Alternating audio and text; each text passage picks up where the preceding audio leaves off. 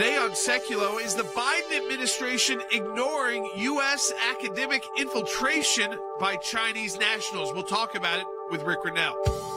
Live from Washington, D.C., Sacculo Live. Phone lines are open for your questions right now. Call 1-800-684-3110. And now, your host, Jordan Sekulow.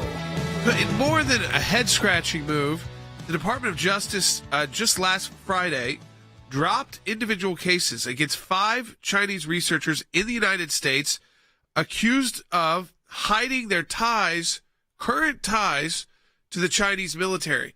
One of these individuals actually admitted to the FBI that they were instructed by the Chinese government to report back, is the term used. These are individuals in the U.S., at U.S. research institutions, top institutions in our country, Harvard, MIT, the list goes on, and they are known to be not just Chinese nationals, but working for the Chinese government, and in many cases, the Chinese military itself and its apparatuses. But there's been this criticism now, well, this is focusing on, this is to blame Asian people, and this is about like the Asian hate we've seen, the coronavirus. But let's be clear here. We're not talking about Chinese Americans. We're not talking about Japanese people. We're not talking about Asian people in general. We're talking Chinese government agents, Chinese foreign nationals, not Americans. Right. Chinese foreign nationals who lied about continuing to work for the Chinese government when they got their visas to participate in these programs. And what it has done is uncover a massive program by China where there are thousands of students, researchers, professors who they're self-funding. Yes. So they're providing the money to the universities to bring them in. And we saw a crackdown begin under the Trump administration. Especially at the university level. And now that crackdown has been halted. And the question is it over with because of political correctness instead of targeting? It shouldn't matter. They are Chinese foreign nationals. There's nothing to do with race there. They're foreign nationals of a hostile government. But a couple things that are interesting here. One is we know about the situation in Swalwell's office and in, I think it was Feinstein's office, yep, where they had Chinese nationals that were allegedly engaged in espionage type of activities, including, I think, one of her drivers. So this has been an ongoing problem. That's a reality. The government was investigating that. We now know also, and we've heard this from both Rick Grenell and we've heard it also from Mike Pompeo, that the infiltration at the university level has been serious. But I want to underscore something Jordan said. This is not an attack on Chinese people. This is an attack on Chinese nationals affiliated with the government that are spying in the United States. And then they'll say, well, you're profiling. And I'm going to go to our former assistant U.S. attorney and head of the criminal division, the Department of Justice in Atlanta, Andy Economo, and said, every crime is profiled. Yes, of course it is. That is the standard operating procedure that we utilize in making determinations of criminal activity through profiling of that nature. And it's not race-based, it's not discriminatory, it's not based on an animus dealing with racial characteristics or because of ethnicity or religion. It's based on the realities of the situation, and that's what we have here. As Jordan said, and you repeated, we're not talking about Asians generally or Japanese or Chinese people or Americans. We're talking about nationals of China who've ensconced themselves and infiltrated institutions of higher learning and institutions of great influence in the United States. And we are profiling them. For the purpose of espionage. And I mean, that's and right, one of them, purpose. And the Chinese government is not really denying that. They sent 1,000 students home as the crackdown began, Jordan. Yeah, and they are researching areas that are highly suspect, biomedical, artificial intelligence, especially at a time when we know that now that the leading theory is that COVID was created in a lab in China, and these people are reporting back using these resources and also gaining the support of academic institutions, American academics who are also on the Chinese payroll. We're going to be talking about all this today, breaking it down for you. If you want to talk to us on air, 1-800-684-3110. And Rick Grenell, former Director of National Intelligence, join us next.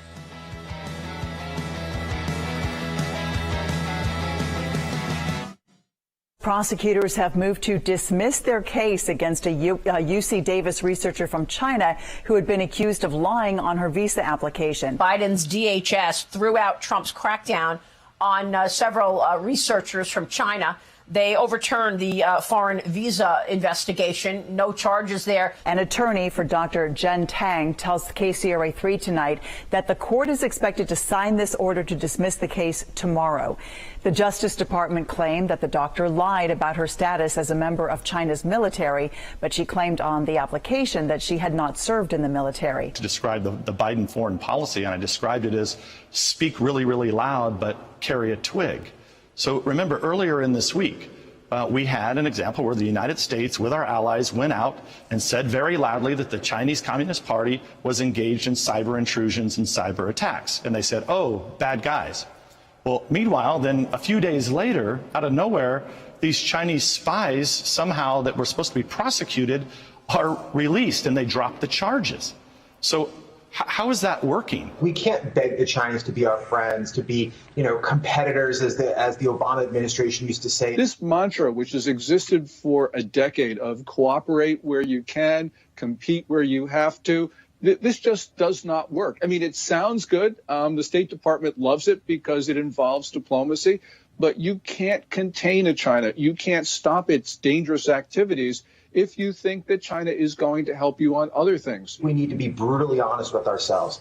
The Chinese Communist Party is at war with the United States, our way of life, the international system that we helped create through our blood, sweat, and tears and financials. You can't come to any sort of satisfactory arrangement with China as long as you don't recognize the fundamental nature of the hostility of this regime in China.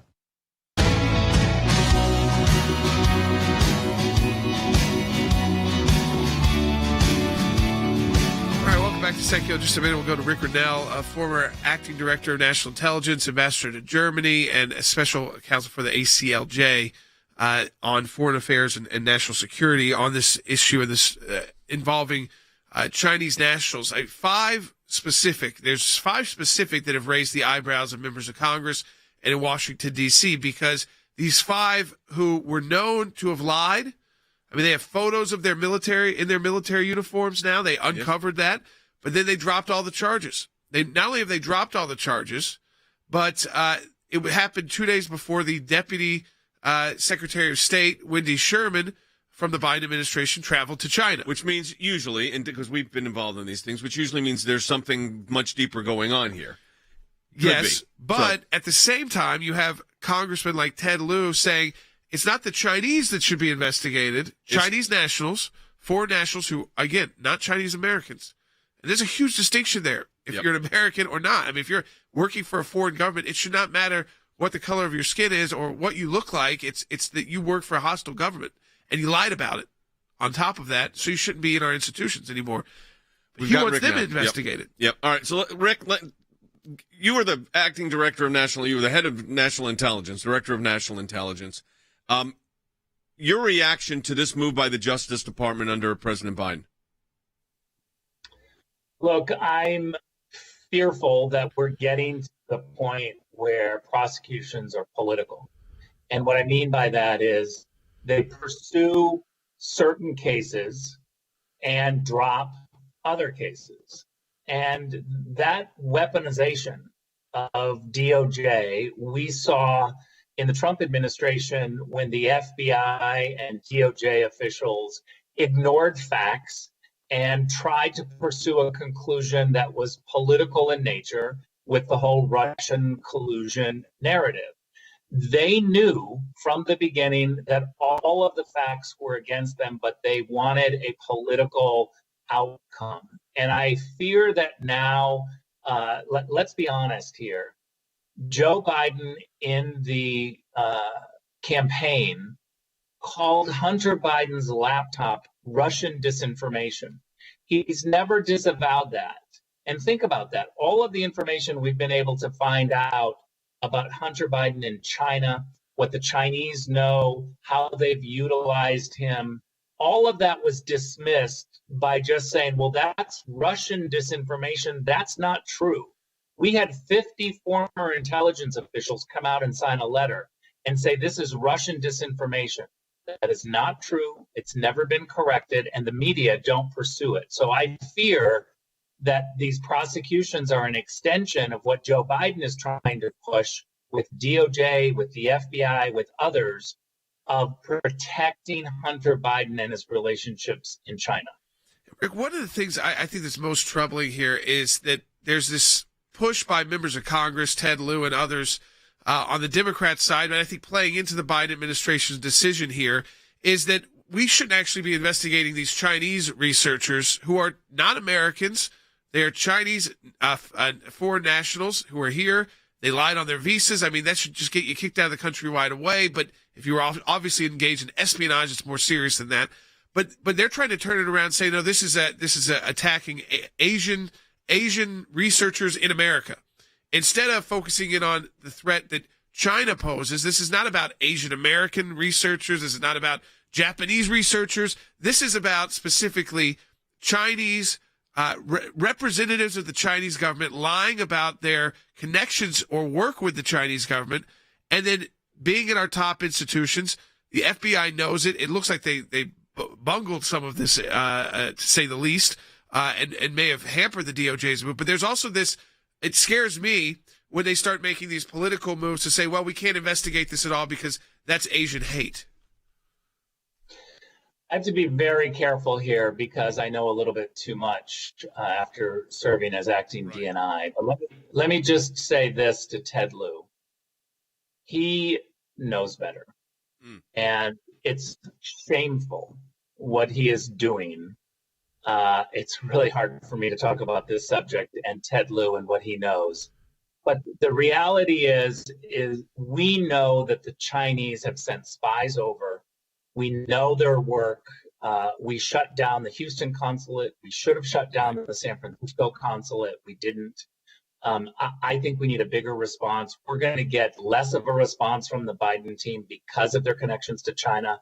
And what Ted Lieu is doing is so shameful because he's taking advantage of being Asian and pretending. Look, let me be clear. He's protecting China. He is doing China's bidding when he says things like this.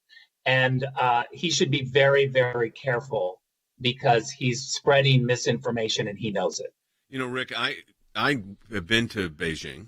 Jordan has been to Beijing. We participated in a conference on First Amendment, free speech and religious liberty in China. And, of course, everyone knows that's listening to this broadcast that China is one of the worst offenders of human rights of any country in the world. And on religious freedom, you have to have underground churches. Pastors get arrested every day. It's still an issue. So their human rights record is horrendous. And it's almost as if we reward them by coming over to the United States. And I'm talking again about Chinese nationals affiliated with the government that are here to spy on the United States, to gather information. And it's like we're rewarding them for bad behavior. It's such a crisis. I have to be so careful talking about the issue. It is such a crisis in America with what the Chinese are doing. Look, I always say that Russia is a problem, but China is a crisis. And we've given too many defensive briefings to politicians who ignore some of the work that they're doing. And it's got to stop. And unfortunately, they feel that we've wound ourselves backwards with the Biden team. The Biden team is very nervous about what China knows about Hunter Biden. It's why the whole lingering idea that everything on Hunter Biden's laptop is Russian disinformation continues to be something that reporters, the propagandists in Washington, D.C., are afraid to challenge the ruling party on this issue. But, Politico, which originally pushed this idea of Hunter Biden's laptop being Russian disinformation, has never disavowed that. Right. We've had people like Leon Panetta, who signed the letter. And let's be very clear. They never saw one iota of a piece of raw intel that suggested that. That was a political argument 3 weeks before the election. It was pushed by Joe Biden. It was pushed by 50 former intelligence officials. It was pure politics pushed by Politico, and no one in Washington has ever rolled that back to say we were wrong. So Rick, they were wrong. Let me ask you this, because I think to get right down to what I think is the major issue here, and that is You said, this was really well said, Russia is a problem, China is a crisis. I want to put this in context. I mean, I'm not asking you to disclose anything, obviously, that you're not supposed to disclose. You were the acting DNI. I mean, you were the Director of National Intelligence for the United States. In your ranking of problems, is China number one? Yeah, I mean, look, it's hard because number one, I'm not sure what the criteria is. Yeah. I always say that China is a crisis that's going on right now. And with the Biden administration in charge, with their ability to mimic the Beijing lines, that Russia is the problem. That's exactly what the Chinese want us to say, is look over at Russia, look over there, don't look at us. And this whole idea that China is somehow just a partner to be managed is very scary when you look at the intel. Yeah, no, it's exactly the thought I have, and it's my chief concern. Yeah, I mean, Ray, on the academic side, this to me, and I know we have to be careful, but we're seeing it in mass that this is obviously where they've wanted to target, where they've focused in on is. Yes, we've seen members of Congress and the issues that Swalwell's had and others, but it's a massive move at the U.S. research institutions to place these individuals. Yeah. And at a certain point, I just think we have to cut through this narrative, which is going to be pushed on. It seems like everything these days that it's somehow impolite or offensive or wrong to target nationals of another country who are working for their government. Yeah, and so Rick, why go ahead. I was just going to say, university presidents in the United States have not had enough scrutiny on how much they pay individuals, how much all of the, assistant vice presidents and vice presidents and all of the administrative people get paid, while at the same time collecting money from China and Chinese interests. Yeah. It is a scandal. And obviously, the Chinese money has leveraged many of these university presidents and university administrations because they need the money because they've made commitments. I mean, look, Joe Biden got $919,000 from the University of Pennsylvania to be some sort of a fellow. That's outrageous when you look at the cost of education. Yeah, no, I appreciate your insight on this, Rick. We're going to be coming back to this. This is a serious, serious situation. Yeah, it is. I mean, I just think, and it's one that it's fraught with all these different, political situations instead of just dealing with the problem, as Rick said, the crisis that is at our doorstep. But yet, as we point out, I mean, you got the U.S. officials are representing these individuals. In my time in service, both as the CI director and the Secretary of State, I watched the good work that the ACLJ was doing here in the States and all across the world. The ACLJ's work at the UN, overseas with the European Court of Justice, is incredibly important. We have on our team lawyers, non-lawyers as well, that are policy experts. They're all engaged in foreign policy issues. We have been focused on protecting the nation state of Israel, particularly before the United Nations. We don't shy away from the battles that are going on at the UN and just complain about them. We actually try to go in and do something positive and actually affect change. The risk of an incomplete or unsolid relationship within the United States of America and Israel is real. Israel is very important to the ACLJ, and we will always fight for Israel's rights. We had a series of cases at the European Court of Human Rights, primarily dealing with religious liberty. And as Secretary of State, I saw this too. Nations that had more religious freedom were on firmer footing. They had better democracies. America has always been the world leader in religious liberties, in freedom of conscience and freedom of speech. We've taken the First Amendment, and that has been our cornerstone. It's to defend the rights of people of faith and others that are having their rights abused. We not only hold our government accountable, but we hold other governments accountable. You have to keep the battle going when it's not cool anymore, when it's not the number one story on TV. You have to actually be committed to fighting it out, or else you'll never win. The ACLJ's front and center on this. We're in a matching challenge campaign. Any amount you donate, we get a matching gift for. Your support of the ACLJ enables us to do all of this. Go to aclj.org today. That's aclj.org.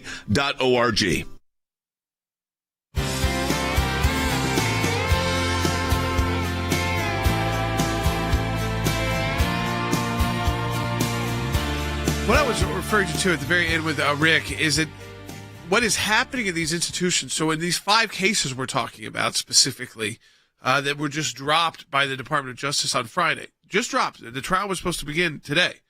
And Wendy Sherman, Deputy Secretary of State, is in China now. So whether that was part of some negotiated deal is a side issue from the bigger problem. That it's not about just these 5 individuals.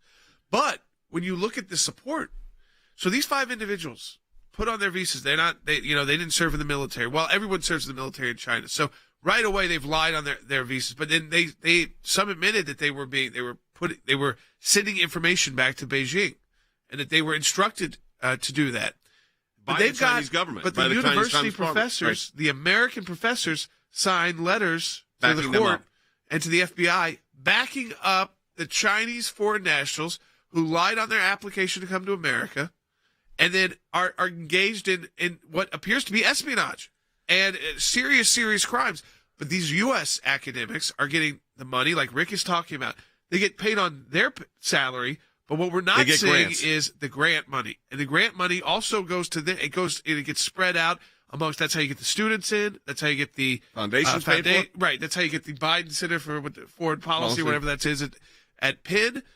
Top institutions, again, Ivy League focus, and the professors stand with the Chinese. Yes, and Devin Nunes, our friend, the congressman from California, said this. Take a listen.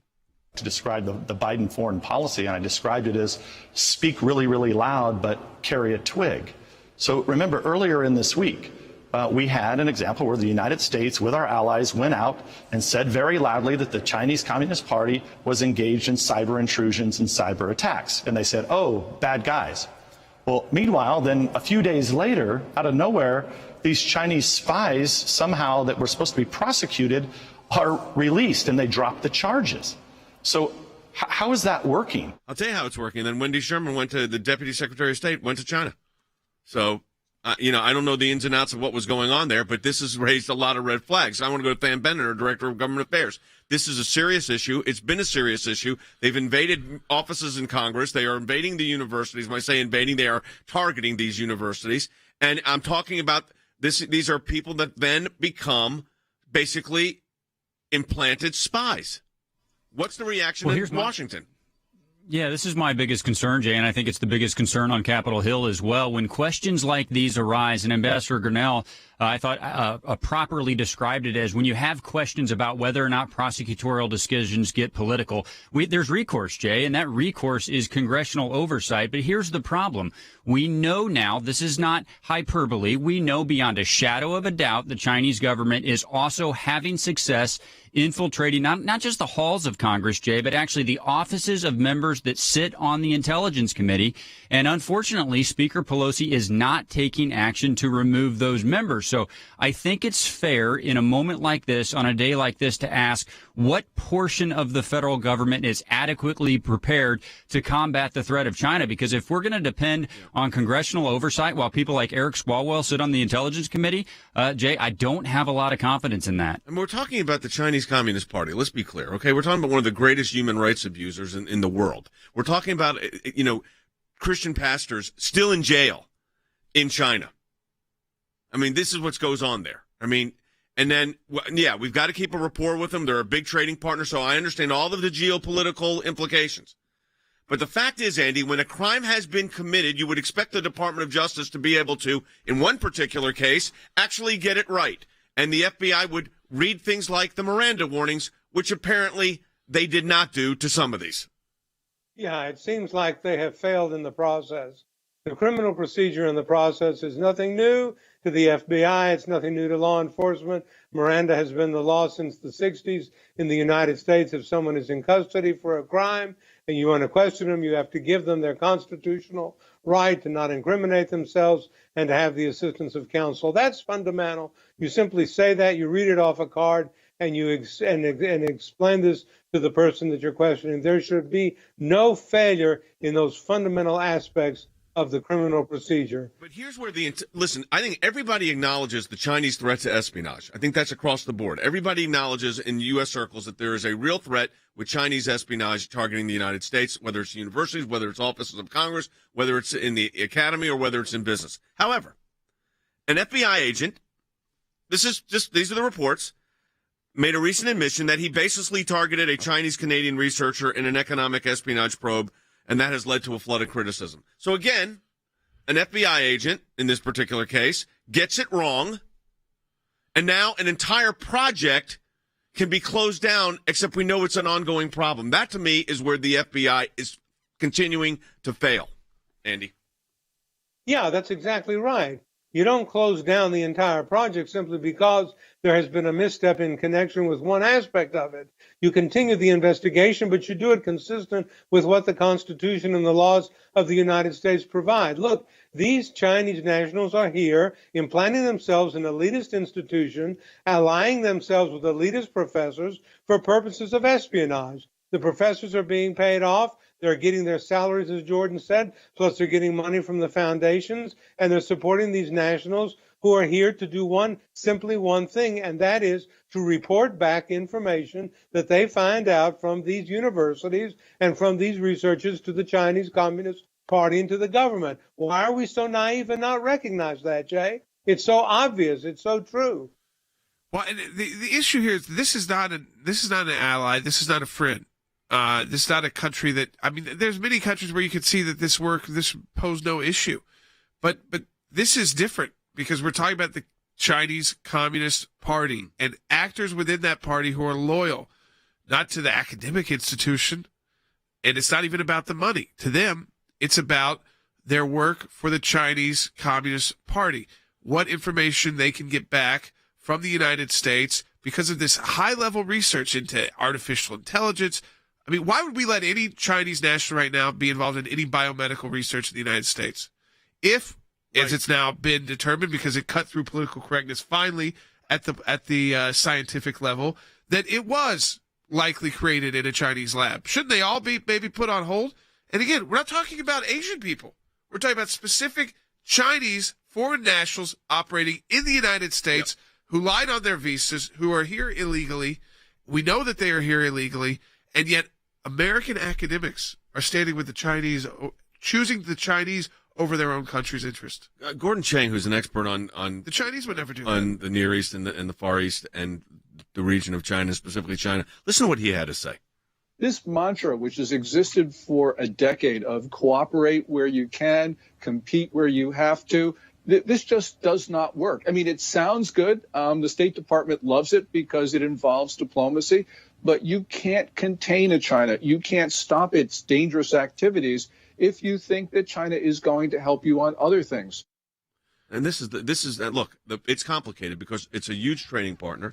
They control a tremendous amount of the antibiotics and medications that come to the United States come out of China. So we get the complications, but we don't need to be naive. And they are the biggest, one of the most significant abusers of human rights in the world, especially on issues of religious freedom, where it's been very difficult for Christians to sustain themselves. Although the church is huge in China because you can't stop the gospel by a hostile regime. It's more powerful than the hostile regime, but we got to know who we're dealing with, and that's who we're dealing with. Support the work of the ACLJ. Remember, we got a matching challenge at ACLJ.org. That's ACLJ.org. Double the impact your donation. When we get back second half hour, too, we're going to address some of this January 6th commission that's ongoing on Capitol Hill right now. We'll be right back.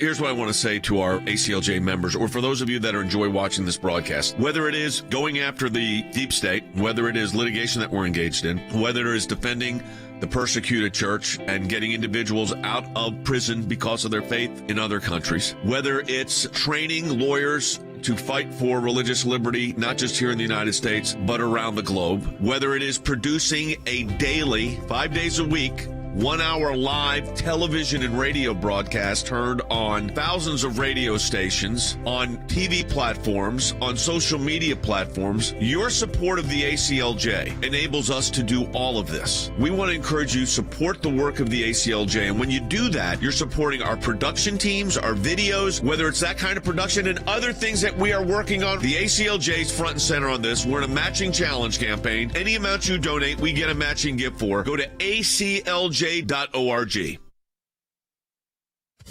Live from Washington, D.C., Sacculo Live.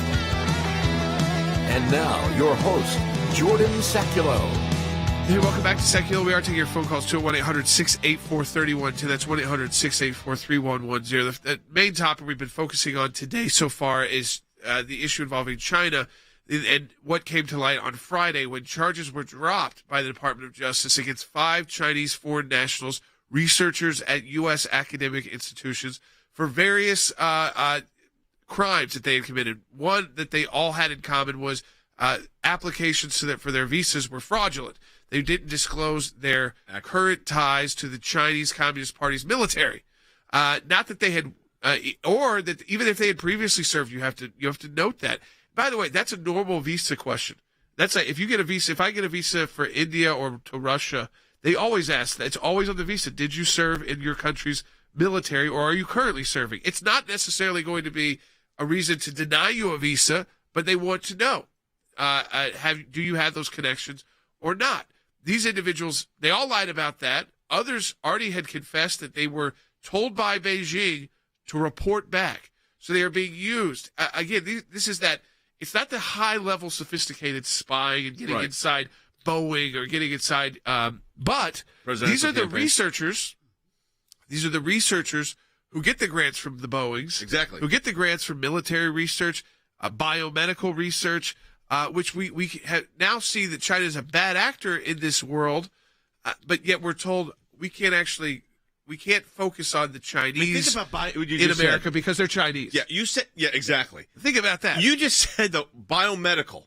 Yeah. Okay, have we not gone through enough to understand the dangers of the Chinese government as it relates? They threw the World Health Organization out. Done. So it's nothing to do with animus, as Andy said, against Chinese people. It's against those affiliated with the Chinese national government, which is the Chinese Communist Party, that are sent here to spy. It wouldn't matter what ethnicity they were if they were engaged in that kind of activity. But to say that this is, some kind of discrimination is absurd, and that's what the FBI basically utilizes or the Department of Justice as a basis upon which they will drop the case, Andy. That's pretty much what they said. Well, yeah, they said they're going to, there was a racial animus behind this. Well, there wasn't. The reality was that somebody failed to give a proper constitutional warning, if that in fact is the reason for the dismissal of the case. But I don't think it's any coincidence that 5 cases were. I've been a prosecutor most of my life. You dismiss 5 cases against Chinese nationals for crimes committed against the United States, and then Wendy Sherman, the Deputy Secretary of State, goes to China. Come on, who are you talking this to? Someone that just came in from, some sort of region off the planet? Yeah, no. The fact of the matter is that we've been involved in those kind of negotiations, so we know that there's always stuff going on. This is bigger than that. Much bigger than that. Much bigger than 5 people. Because it's putting our national security at risk. Harry, how do you view the situation right now with China? Well, I view the Chinese as the greatest national security threat that we face as a nation. That's number one. Number two, my fear is that the Biden administration is congenitally incompetent to deal with the Chinese government. And the Biden administration has been compromised and perhaps has become complicit in the Chinese government's attempt to grab power and influence in the United States. And so the key issue here is whether or not the American people can muster enough force to demand that the Biden administration put American interests first rather than Chinese interests. That, I think, is the quintessential question which faces the Biden administration going forward. All right, folks, we come back. We're going to, again, discuss this. We're going to also discuss the January 6th quotes commission that is on Capitol Hill, a partisan commission looking at this, what happened on January 6th, problems there as well. 1-800-684-3110. And I think members of Congress are being very direct, very honest about it, that this commission, again, hyper-partisan. And when you look at the individuals on it and the individuals who aren't on it, who aren't being included. So we'll talk about that as well when we come back on Sacculo.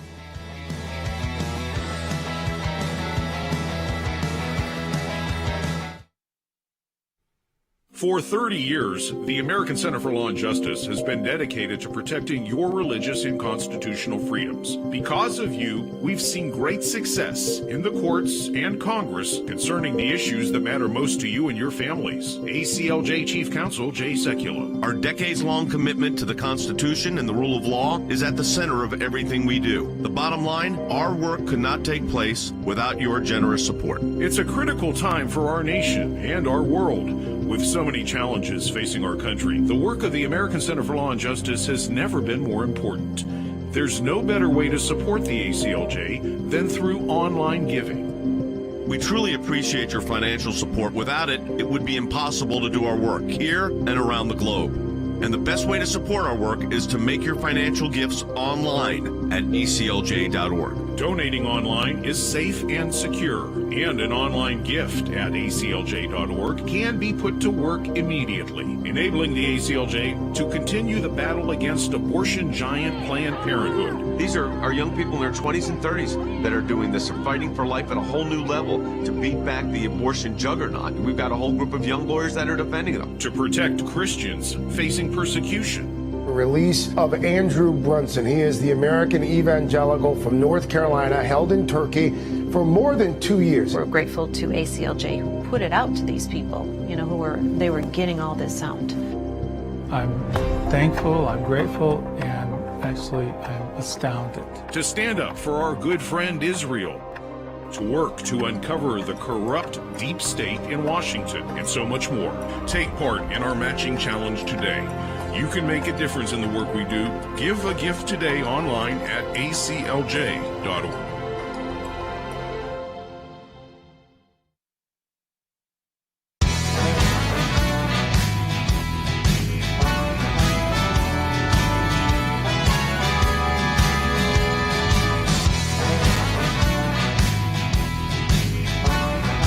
This is Joe Biden, 2019. So this is pre the virus, but at the same time, knowing that there's an issue with China, I mean, this is no surprise. Remember, the Trump administration had launched this law enforcement campaign to root out the bad actors in U.S. academic institutions, Chinese nationals, who were providing information, who were acting as spies in various fields of research in the United States, and they were also doling out money and cash to Americans and to American institutions. But listen to what Joe Biden said to a rally. Take a listen. China is going to eat our lunch? Come on, man. They can't even figure out how to deal with the fact that they have this great division between the China Sea and the mountains in the west. They can't figure out how they're going to deal with the corruption that exists within the system. I mean, they're not bad folks, but guess what?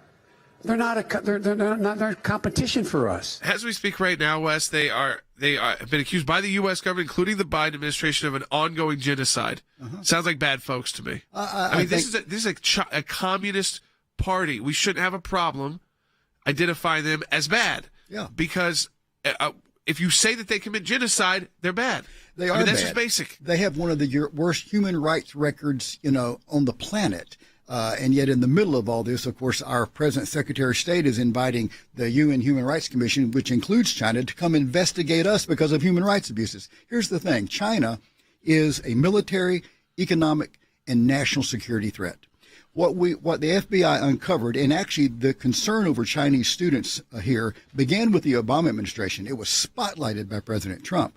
But what we're looking at is a Beijing-directed operation to help China fulfill their military and their technological ambitions. And you mentioned the students who were here who did not declare they were actually serving in the People's Liberation Army. They were also, many of them, spying and sending sensitive information either back to China or to their Chinese handlers who were diplomats here in the United States. The bottom line is this is a Beijing-directed operation to help China, and they were using students in espionage activities. And China is not our friend. They are a military, economic, and national security threat. It feels like exactly the same thing happened with Russia. Remember, President Obama mocked Republicans and Mitt Romney when he was running for president for saying that Russia was the threat. And they mocked that. Then when Donald Trump went, it was all Russia. Russia had conducted. They believed at that time that Russia was the reason why Donald Trump was elected. That's how they were, got to the position they were. So we've seen this time and time again from these same actors. The Biden team, the Obama team are the same actors. They mocked Romney for saying Russia, and now they're saying we can't. China. I mean, literally, Joe Biden saying they're not competition for us. That is just not living in reality. Well, it's not living in reality because they're an economic and military. I was going to say economically and militarily, Harry. They are a number one competitor. Absolutely. But I think what are they talking about? In fairness to the Democrats, it's important to put on the table this fact that the Democrats have been living in a land of make-believe with respect to China and with respect to the real threats to the American people. And so the Democrats have allowed the Chinese government to run roughshod with respect to intellectual property rights in the United States for the last 20 to 40 years. The Democrats have allowed the Chinese to take control, essentially, of the drug manufacturing capability of the United States. Which is unreal. When you think about the risk that puts us at, that is unreal, folks. Right. And that constitutes a national security threat, irrespective of whether or not the Democrats understand it or not. So I think we now need to move from the land of illusion to the land of reality. And I fear that this particular administration is incapable of moving in the right direction. Here's an interesting comment from Joe Biden, the President of the United States, about China. Here we go.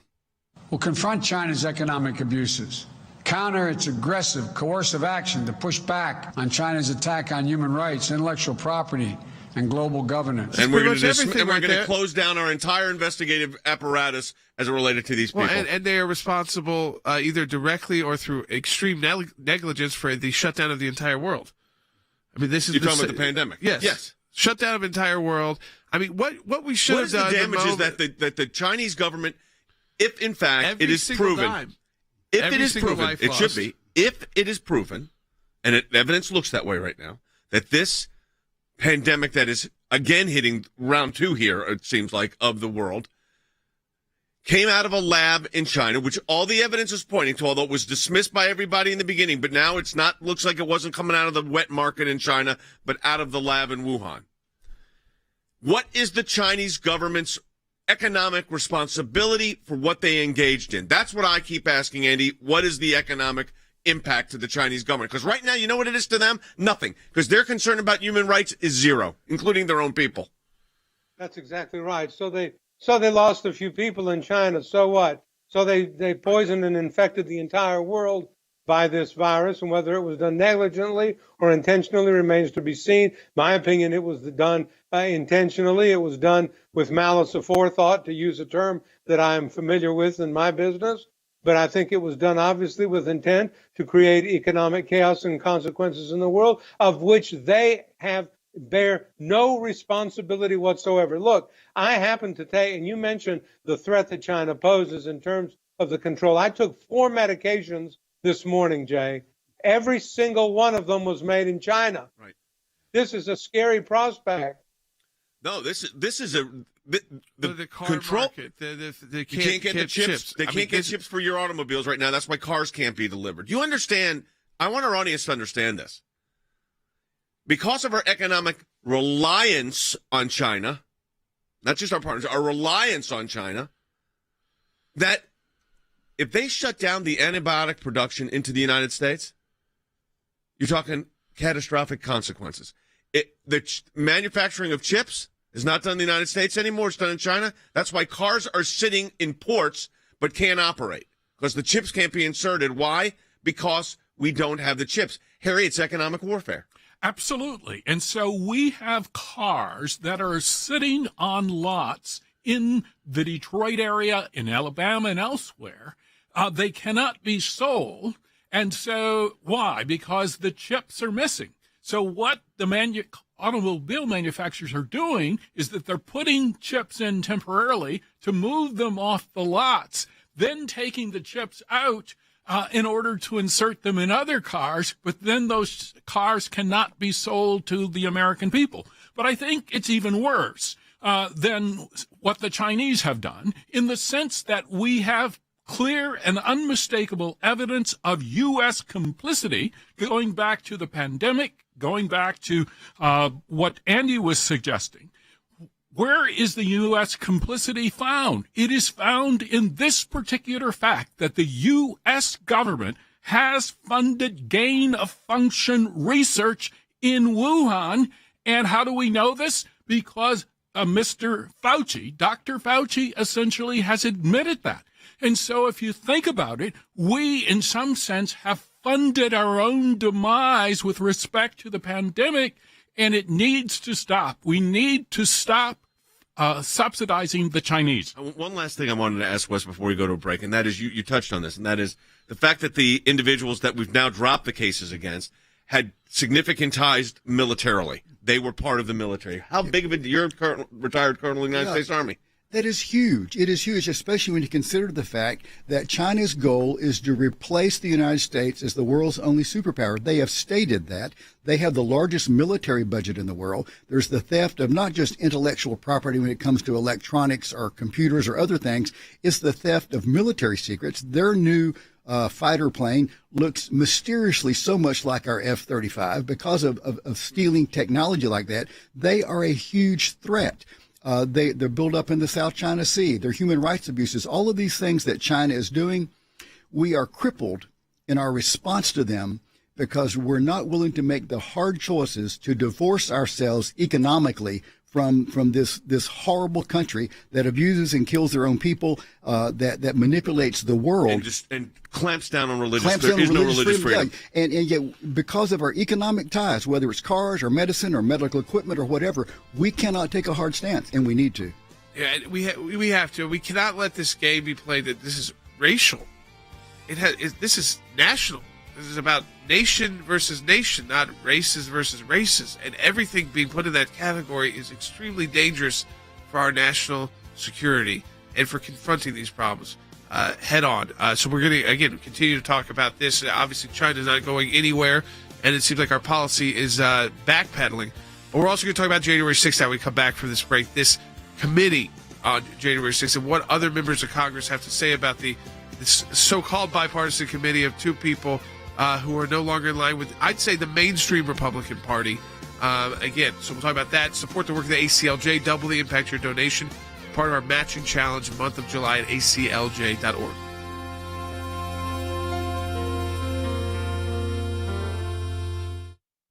Thanks to your support of the ACLJ, we have had many victories. The IRS now formally apologizing to Tea Party groups. The IRS did the right thing by resolving the case with an injunction that mandated a complete change of the IRS nonprofit tax-exempt work as it relates to issue advocacy organization. If any group feels that they're being targeted, they can go to federal court and bring our case. That's a victory. It's one of the most significant wins in the ACLJ's history, to take on the IRS and win. For more than 27 years, the ACLJ has been fighting for freedom and liberty in the United States and around the globe. These are young people in their 20s and 30s that are doing this. They're fighting for life at a whole new level to beat back the abortion juggernaut. We've got a whole group of young lawyers that are defending them. Those of us that believe in life know that we're on the right side of history. We understand full well children are children, and they're precious in God's sight, and they're precious in our nation's sight, and they're precious to parents. But I actually think we're winning. This is one of the social issues we're winning. The release of Andrew Brunson. He is the American evangelical from North Carolina, held in Turkey for more than 2 years. They're rushing us to the airport, and there was an Air Force plane that came from Germany that had been on standby. We're flying, and they finally left Turkish airspace. It's like, okay, now we're really out of Turkey and free again. We're grateful to ACLJ who put it out to these people, they were getting all this out. All of the people who prayed for us through ACLJ and through your contacts, I'm thankful, I'm grateful, and actually I'm astounded. We need your help as we continue this work here in the United States and around the world. Join the matching challenge today, and your tax-deductible donation will be doubled.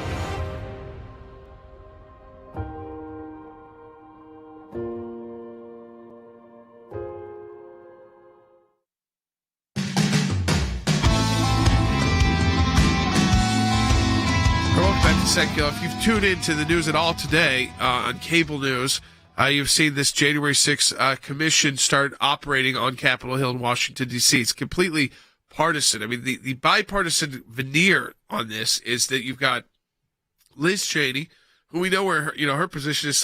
It's somehow sometimes more extreme than Democrats.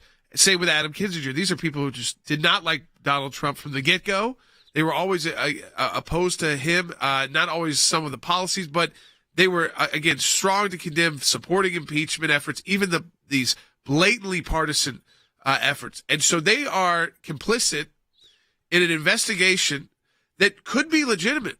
You could legitimately have hearings, definitely, on why there was a breakdown of security, why they didn't have more people available when you knew you had 100,000 plus people who were angry in Washington, D.C. and rallying. They didn't have, and then we're going to march without permits down the street and engage first in civil disobedience and then in actually violent trespassing. Sure, investigate it, but allow members of the party.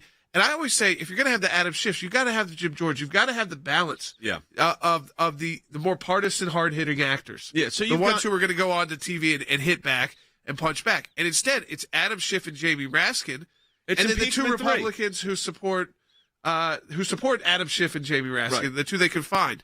But I want people to listen to this. This is Congresswoman Elise Stefanik. She's the House Republican Conference Chair now. This is what she had to say today about the January 6th committee. Take a listen.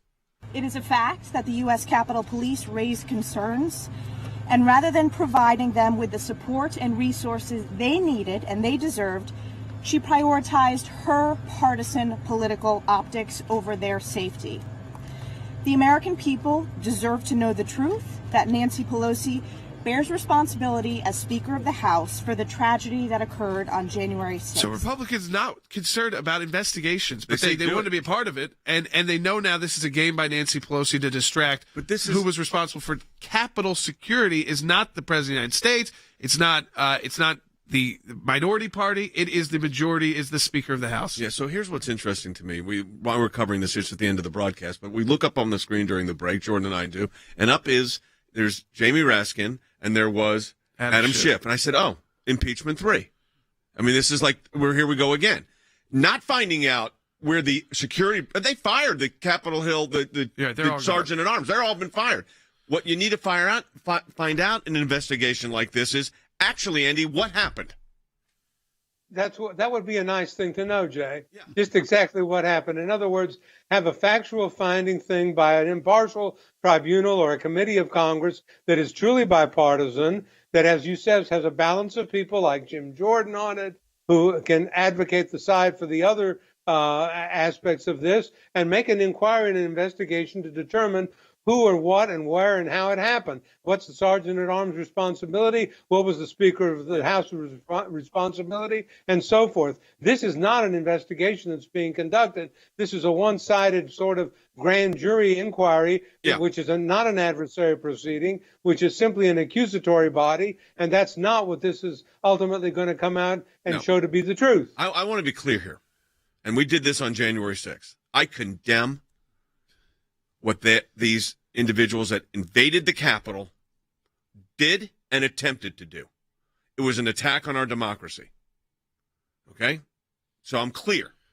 This was an attack on our democracy by people that were up to dangerous activity. Number 2, if we're going to address the seriousness of this, let's do so in a way that actually, as Andy just said, gets to fact. I want to know. Our office is across the street. We'd like to know what happened. We have a vested interest in it. How did it break down like this? How did they get in easily? It was the sheer numbers. Why were not the National Guard brought in earlier? Why were not the Capitol Police getting reinforcements? I don't know the answers to this. Those are legitimate questions. But does it have to be Adam Schiff and Jamie Raskin to do this? I think so, for Nancy Pelosi's sake, because I think members of Congress know that answer. We may not know that answer but they know the answer. They believe, what they are stating directly, McCarthy, Stefanik, others, is this was Nancy Pelosi's fault. Not the rioters, but the lack of security, the lack of law enforcement and National Guard. Remember, this was after a summer of massive protests in the streets across America, many that turned violent. unfortunately, with these bad actors. And yet Washington knew. They had days, weeks to plan for this, knowing that this could turn violent, could turn get wild. So lock it down. Lock down. Make sure you can. And they did not. They did not not. only did they not, it was like there was no security. Right. The police that are testifying are saying they were basically coming from outside the ring, which to me, it just shows you right there. But remember, the National Guard, that all got politicized too. We can't trust them anymore. Remember, that was a narrative from last summer too. Can't trust them. They're all Trump supporters, so we don't want to bring them to Capitol Hill. Right. Well, the two sergeants at arms, one in the Senate, one in the House, that lost their jobs, both stated that they warned the Democratic leadership how serious the threat was, and they needed reinforcements, and they were totally ignored, especially by Nancy Pelosi, who flat out rejected their request for added security. I began watching the hearings today because I was very interested, and I thought it was going to be a fact-finding hearing. Why did it happen? What was going on? How do we stop something from like this from ever happening again? It is not. This is cover for Nancy Pelosi. It is, and I hate to say this because my heart goes out to these police officers that testify. Yeah, but this was a political dog and pony show today, Jay. Oh, it was impeachment 3. It is a disservice not only to the American people, it's a disservice to these 4 officers who are testifying because they're being used as pawns, even though they risk their lives, being used as pawns in a political dog and pony show. It's a shame. Yeah, Harry, I looked at it today, and the first thing that came to my mind when I saw it was it's the same actors again. It's the same people. Absolutely. So I think what we have on display in Washington today is the fact that elites seek to impose their sneering moral superiority on rank-and-file Americans. That is why we had 2 impeachment trials of former President Trump. That is now why we have this one-sided investigation of the events that took place on January the 6th. And so it's very, very imperative for the American people to realize that Adam Schiff was front and center essentially with respect to both impeachment trials of President Trump. Now he is front and center with respect to this particular investigation. And Adam Schiff, I would argue, is perhaps the least well-qualified individual in Washington, other than perhaps Eric Swalwell, to lead any investigation that involves important questions for the American people. So at the end of the day, Nancy Pelosi, in my opinion, was largely responsible for some of the mistakes made by the Washington police. She's not responsible for the individuals who initiated the assault on the Capitol. I concede that. But she is responsible for her lack of preparation or the lack of preparation of the security staff. Yeah, I think as this goes on, the problem with it at the beginning is they wanted to get to the actual information. You wouldn't put hyper-partisan actors like Adam Schiff. And if you're going to allow Adam Schiff, then you have to allow the Jim Jordans, but they didn't. So they put in Republican detractors who are no longer in line with the party, who may no longer be elected in a year because of how they've become these anti-Republican Republicans outside the mainstream, thrown out of leadership.